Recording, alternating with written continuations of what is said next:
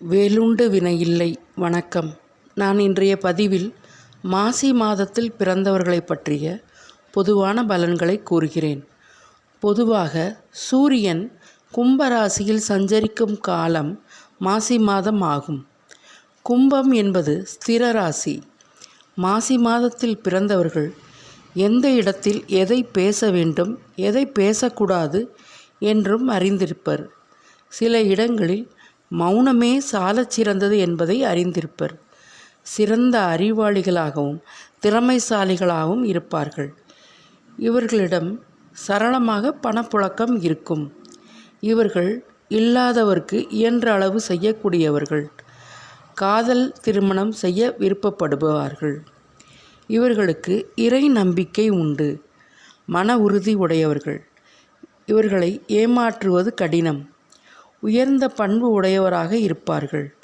அமைதியான தோற்றம் உடையவராகவும் இருப்பார்கள். நன்கு படித்தவராகவும் இருப்பார்கள். ஆதாயம் இல்லாமல் எந்த காரியத்தையும் ஈடுபட மாட்டார்கள். நிலையாக நிரந்தரமாக செய்யக்கூடிய வேலைகள் மட்டும் இருப்பார்கள்.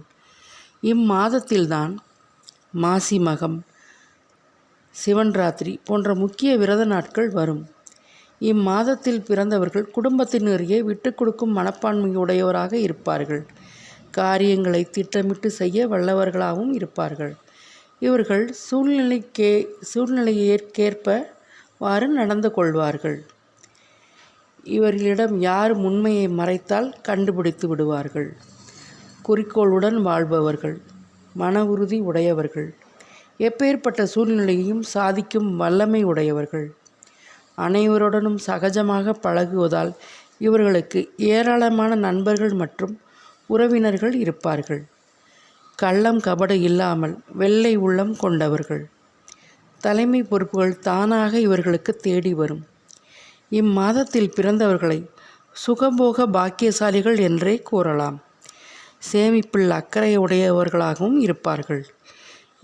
இவர்களுக்கு உடம்பில் பெரிதாக ஒன்றும் ஆரோக்கிய குறைபாடு இருக்காது. கல்வியில் ஆர்வமுடையவர்களாகவும் இருப்பார்கள். இவர்களுக்கு பெருமாள் கோயில் வழிபாடு மற்றும் காளியை வணங்கி வர வாழ்க்கையில் மேன்மையை அடையலாம். நன்றி. வணக்கம்.